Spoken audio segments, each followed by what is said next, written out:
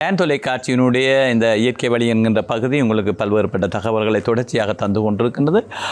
வெப்ப காலம் அதிகரித்த வெப்பநிலை காலத்திலே நாங்கள் பயிர்களை நட்டு பயன்பெறுவதன் ஊடாக அதிகளவு லாபத்தை பெற்றுக்கொள்ள முடியும் என்றால் இந்த காலம் அதிகளவு விலை மரக்கறிகள் விலை அதிகமாக விற்கின்ற காலம். எனவே எங்களுடைய வீட்டிலே நாங்கள் சொற்பழகாக விளைவிக்கின்ற மரக்கறிகள் கூட பெறுமதியானவையாக இருக்கும். எனவே இந்த வெப்பத்தை தணித்து எவ்வாறு நாங்கள் பயிர்களை நட்டு பயன்பெறலாம் என்கிற விடயங்கள் தொடர்ச்சியாக சொல்லப்பட்டு கொண்டிருக்கின்றன.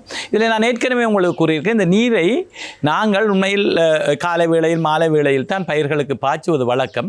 இந்த வெப்பமுள்ள காலங்கள் உண்மையில் நாங்கள் வீடுகளிலே அதிகளவாக வீட்டுத் தோட்டம் என்று சொல்வது மிகவும் குறைந்தளவான பயிர்களை நட்டு பயன்பெறுகின்ற ஒரு நடவடிக்கையாகத்தான் இருக்கின்றது. எனவே நாங்கள் இந்த மதிய வேளை அதிக வெப்பநிலை காணப்படுகின்ற மதிய வேளையிலே பயிர்களை அவதானிக்கின்ற பயிர்களை கவனிக்கின்ற ஒரு நடவடிக்கையை மேற்கொள்ள வேண்டும். அந்த பழக்கத்தை ஏற்படுத்திக் கொள்ள வேண்டும். இந்த அதிகமாக வெப்பமாக இருக்கின்ற மதிய வேளையிலே எங்களுடைய பயிர்கள் என்ன நிலையிலே இருக்கின்றன.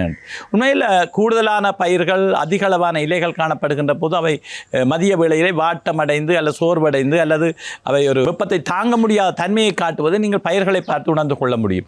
இந்த வேளையிலே அந்த பயிர்களுடைய இலைப்பகுதிகளிலே நீரை விசிறுவதை நீங்கள் வளமையாக்கி கொள்ள வேண்டும். உண்மையில் மதிய வேளையிலே நீங்கள் எங்கிருந்தாலும் உங்கள் வீடுகளுக்கு உங்களுடைய பயிர்களை அவதானித்து அவை இந்த வெப்ப நேரத்தில் எவ்வாறான வாட்டமான நிலையில் இருக்கிறது என்பதை அவதானித்து அவற்றினுடைய இலைப்பகுதிகளுக்கு நீரை தெளிக்கின்ற ஒரு நடவடிக்கையை நீங்கள் மேற்கொள்வதன் ஊடாக இந்த வெப்ப நேரத்திலும் அந்த வெப்பம் கூடிய நேரத்திலும் உங்களுடைய பயிர்களை செழிப்பாக வைத்துக் கொள்ள முடியும். உண்மையில் இந்த வெப்பத்தின் காரணமாக பூக்கள் உதிர்வதும் பயிர்களிலே காய்கள் தோன்றுவதும் மிக குறைவாக இருக்கும். இதனாலே தான் அதிக வெப்பமான நேரங்களில் சில பயிர்கள் காய்ப்பதே மிக குறைவாக இருக்கின்றது. எனவே நீங்கள் உங்களுடைய பயிர் செழிப்பாக இருக்க வேண்டும் என்றால் கிட்டத்தட்ட 11-30 நேரத்துக்கு பின்னுள்ள கிட்டத்தட்ட 2 மணி வரை உள்ள காலப்பகுதி மிக அதிகமான வெப்பத்தினாலே நேரடியாக வெப்பம் கிடைக்கின்ற இடங்களில் இருக்கின்ற பயிர்கள் எல்லாம் ஒரு வாட்டமான நிலையிலே காணப்படும். எனவே அவற்றுக்கு நீங்கள் உண்மையில் அதனுடைய இலைப்பகுதியிலே படக்கூடியதாக நீரை தெளிக்கின்ற ஒரு நடவடிக்கையை நீங்கள் மேற்கொள்ள முடியும்.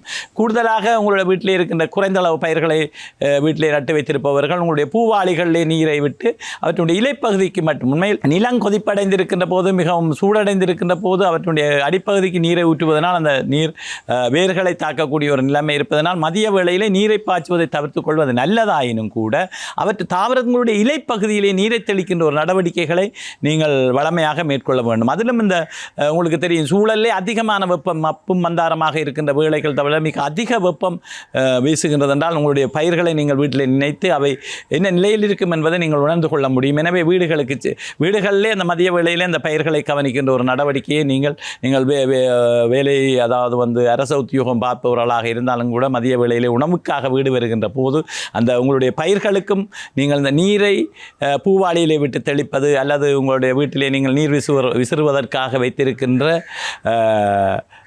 குழாய்களிலே ஒரு குறிப்பிட்ட அமுக்கத்தின் ஊடாக பயிர்களுடைய மேற்பகுதிக்கு அது இலைப்பகுதிக்கு நீரை படக்கூடியதாக தெளிக்கின்ற ஒரு நடவடிக்கையை வளமையாக்கி கொள்ள வேண்டும். இதிலும் இன்னும் ஒரு விடயம் ஒன்று இருக்கின்றது, அவதானமாக இருக்க வேண்டும். உங்களுடைய வீட்டிலே இருக்கின்ற நீர்த்தாங்கிகளிலே மதிய வேளையிலே இருக்கின்ற நீர் மிக சூடான நீராக இருக்கும். எனவே நீங்கள் அந்த நீரை பயன்படுத்துவது சில வேளை நீங்கள் அவசரத்திலே அந்த நீரை உங்களுடைய பயிர்களுக்கு தெளித்து விட்டு அல்ல பாய்ச்சி விட்டு போகின்ற நிலைமையை செய்தீர்களானால் அந்த நீர்த்தாங்கியிலே மிகவும் அதிகளவான சூடேறிய நிலையில் இருக்கின்ற நீர் உங்கள் பயிர்களை பாதிக்கக்கூடிய நிலைமை ஏற்படும். அந்த வேளையில் இந்த விடயத்தை அவதானித்து நீங்கள் உங்களுடைய அதாவது நீர்ப்பம்பிகள் ஊடாக உடனடியாக இறைக்கின்ற நீரை பெற்று அல்லது உங்களுடைய இணல் பகுதியில் இருக்கின்ற தொட்டிகளில் இருக்கின்ற நீரை பயன்படுத்தி அதாவது குளிர்ச்சியாக இருக்கின்ற நீரை நாங்கள் குளிர்மைக்காக தெளிக்கின்ற நீர் சூடான நீராக இருந்து சொன்னால் அது பயிர்களை பாதிக்கக்கூடியதாக இருக்கும். எனவே குளிர்மையான நீரை ஏதோ ஒரு வகையிலே குளிர்மையான நீரை உங்கள் பூவாளிகளின் ஊடாகவோ அல்லது உங்களுடைய வீட்டிலே இருக்கின்ற நீர் பாய்ச்சுகின்ற அந்த விசிறிகளின் ஊடாகவோ